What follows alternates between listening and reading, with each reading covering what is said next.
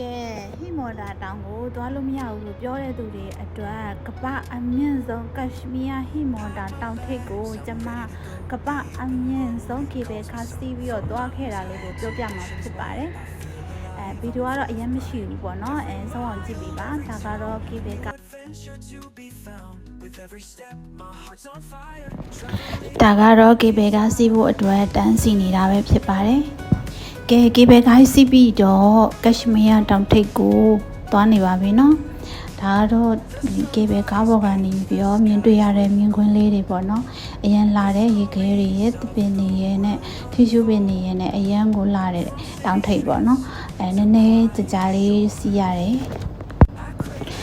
ထူးခြားချက်ကတော့အဲ့ဒီမှာအေးချမ်းမှုရှိတယ်ပြီးလို့ရှိရင်လည်းလွမ်းမောဖွယ်ရာလေးပေါ့နော်လွမ်းမောဖွယ်ခံစားချက်လေးဖြစ်တယ်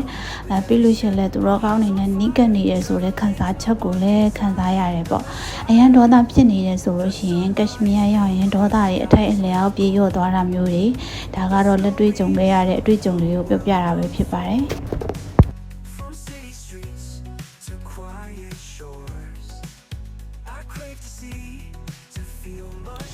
ကျမတို့ကတော့ဂိတ်တူးမှာပဲဆင်းလိုက်တယ်ပေါ့နော်အပေါ်ထိမတက်ဘူးဟိုအပေါ်ကြီးဆက်ပြီးတော့တက်လို့ရသေးတယ်ဒါပေမဲ့ကျမတို့ဒီအောက်မှာပဲရှိနေကြတယ်ပေါ့နော်ဒါကတော့အရန်ကိုလှတယ်တကယ်ကိုလှတယ်တော်တော်လေးကိုလှတယ်ကျမနောက်တစ်ခေါက်သွားဖို့ရှိပါသေးတယ်တကယ်လို့လိုက်ရှင်နေဆိုလို့ရှိရင်တော့ကျမရဲ့အကောင့်လေးကို follow လုပ်ပြီးခဲ့ပါဟီမွန်တာတောင်ကိုဘလို့လူမှသွားလို့မရတာမဟုတ်ဘူးဟီမွန်တာတောင်ကိုလူတိုင်းသွားလို့ရပါတယ်သွားလို့မရဘူးဆိုတာမရှိပါဘူးเนาะဟီမွန်တာတောင်ဆိုတာကအိန္ဒိယနိုင်ငံထဲမှာရှိတာပါအိန္ဒိယကနေပြီးတော့မှသွားရတာဖြစ်ပါတယ်အဆုံးထိကြည့်ပြီးတဲ့အတွက်ကျေးဇူးတင်ပါတယ်ဗီဒီယိုကလည်းနည်းနည်းရှည်သွားပြီဖြစ်တဲ့အတွက်